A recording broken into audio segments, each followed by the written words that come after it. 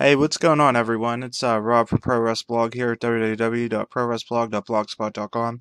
Today I'm going to review NWA Worldwide Wrestling from June 22nd, 1985. The show started out with the Road Warriors doing a promo on the Russians, Ivan and Nikita Koloff. They basically called them yellow, and they really talked about how much they hated Russia and Russians. This is stuff that would not fly in 2014 here, but hey, it's 1985, and the rules were different then. So yeah, they called them cowards, and they said, well, specifically, Hawk said this. You see, there's a difference between our backs and the Russians' backs. The Russians got a little yellow stripe running right down the middle. And then Hawk said, "It's time. It's come. We're gonna destroy Russia." Yeah, so making terroristic threats, but whatever. Yeah, they turned their back during the whole promo here, so that was kind of different and something unique. It did stick out. We then went right to a Road Warriors squash. It was the Road Warriors versus Rod Rossi and George South. The Warriors were introduced as the AWA Tag Team Champions, which I found interesting. That's something, again, you would not see today. And I'm kind of surprised to even see it back then. This was a pretty quick squash, and it wasn't very interesting. Hawk got the one with the fist drop, and the crowd was totally dead here. I mean, it was completely dead. There was nobody at all. No one cared. So, whatever. We then went to Jim Ross interviewing Magnum TA. Apparently, Kamala had destroyed Magnum recently, and Magnum wanted to talk about getting revenge and stuff. It wasn't shown here, so I don't know what happened. But Magnum said, "I'm gonna put some bait out for you, you big Ugandan warrior. I'm gonna put up this United States heavyweight title." And he said, "No one runs roughshod over me. There isn't a man in wrestling that'll run over me and not pay the deuce for it."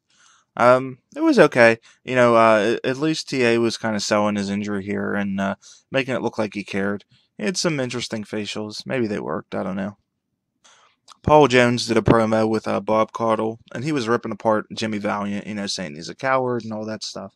And then a kid came up with Paul, and he gave him some kind of present. And it turned out to be a dog collar. And Paul Jones flipped out of this. He said, "A dog collar? This is for animals. This isn't for me." And he said, "This could choke somebody, and it might be me." And then he flipped out, screamed, and ran off the set. And this was really cool. Apparently, the storyline was that Jones challenged Valiant to some kind of match, and he said any type of match, and this turned out to be what it was. And just really good selling from Jones here, and I like that. That was a very good promo and a good segment. And I wish we could have stuff like that these days. Just a great segment. I like that. We next had Magnum TA versus David Dillinger. Magnum got the win here in a quick squash with a forearm shot, followed by a belly-to-belly suplex. The crowd really liked it, but I wasn't. It was pretty boring, and it was 30 seconds long, so mostly a waste of time. We had some promos for an upcoming house show on July 26th, and Kevin Sullivan called up Pez Watley, and he said, "Pez Watley, you come from the same neighborhood I do, and you were from a dead-end street, but I'm the man in the last house." And they said, "There will only be 11 men in that battle royal, Pez Watley, because I'll make sure I snuff you out before you get started." I really liked that promo by Kevin Sullivan. He really came across as like evil and all that stuff, so that was pretty good. We then had Blackbart, Blackbart, I should say, and he said he was talking about Ronnie Garvin. Apparently, he had injured him and taken him out of the company, and he said this: "Ronnie Garvin, I run you out. I stole your belt. Then I beat you for the belt. Then I busted your hand up. Then everybody saw out there what I did for you. But there's one dadgum thing that sticks in my craw more than anything else, is the people, and the people like you that write them letters. And you got him reinstated." So apparently, Ronnie Garvin lost to Loser Leaves Town, and he got kicked out of the promotion. And the fans wrote some letters, and they got him back in. And Blackbart was none too pleased about this. And Blackbart said, "You get in the ring with Blackbart, and I want you to, and I'm going to put you where the sun don't shine." He even took off his hat, and he said he wasn't going to scream during this, but he lied. He's a heel.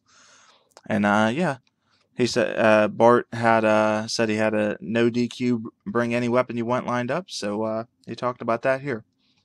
We then got a pretty neat thing.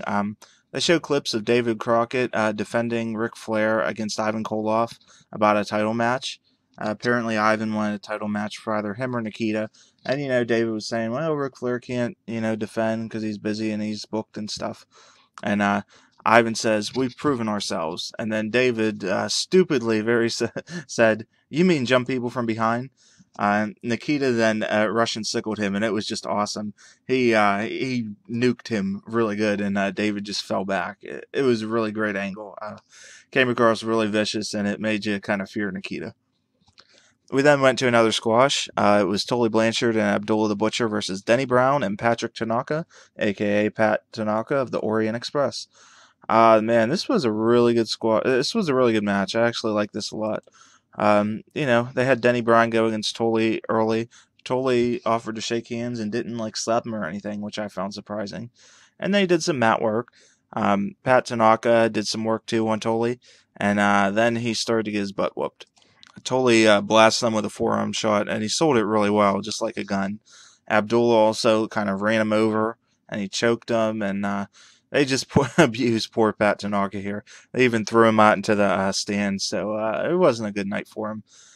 Tully then got some more revenge on him, and after Denny Braun had a little fire-up babyface hope spot, he ended up nailing Pat Tanaka with a slingshot suplex.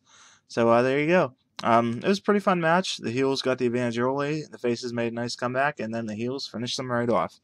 Pat Tanaka was easily the star here. He looked super good. He was fiery. He was doing all kinds of nice sells, and he was just a really good face here. He looked like he had a lot of potential right here. Denny Brown wasn't that great, but he had the right idea, just not really the right skills for it. I gave this one 3 stars, so you can tell I really liked it. They ran down the Great American Bash card, and then we had a promo with Dusty. For some reason, Jimmy Valiant gave him Big Mama, so he was all happy about that. And he was kind of talking about it, doing bad stuff with her and all that. And I thought it was kind of weird how Jimmy Valiant just gave his girl to Dusty. Here you go, Dust. I don't know. They showed some kind of angle that involved Tully Blanchard and Wahoo McDaniel. Wahoo apparently jumped in the ring, and he gave Tully... and he helped, fight Dusty. And then Tully used a fireball right on Dusty. Pretty good fireball. I liked it. Pretty good sell on it, and just good stuff. And Dusty talked more about Big Mama, and Big Mama challenged, what's her name, Baby Doll. And she said they talked about clawing each other's eyes out. So, yeah, there you go. Dusty's promo was nonsensical. It made no sense, but that's Dusty for you. Can't all be hits. Manny Fernandez talked about his broken arm, and he called out the Barbarian. He said, you talk about warriors and soldiers of fortune. I happen to be a soldier of fortune, and this gun is for hire, Daddy. And Manny said Paul Jones and his crew were going down. Wasn't a really good promo minus the soldier of fortune line. Just didn't really make sense, and it just didn't hit. We then had Buddy Landel versus Joel Deaton. Buddy early on took a hip toss right into the top rope, and he kind of landed nasty on that. But other than that, he really just worked Joel's knee, and he eventually finished him off with a figure 4 with JJ cheering him on. This was a long squash, and Buddy mostly just worked the knee here, so he didn't miss too much. We then had a really cool angle that I liked. Tony interviewed JJ, Ron Bass, and Buddy Landel, and JJ said that people were spreading rumors that his camp wasn't happy and were fighting. And, Tony asked about this. Blackbart, Ron Bass gave his case here, and he said, I brought you 5 different championships. I earned my shot at Ric Flair, brother. I want to know how he was gifted that title shot. Buddy Landel interrupted, and he said, ain't nobody here trying to cut you out of the scene, brother. It's just you camp our style, man. And Ron Bass was not happy about this, and he went after Buddy, and JJ had to hold Buddy's mouth down and get him away. So I really like this segment. JJ was just really good at explaining things, and I really like Blackbart's case about how he deserved a title shot because he had won all these other titles. And I like that. Buddy was good too at just stirring the pot. So good stuff right here.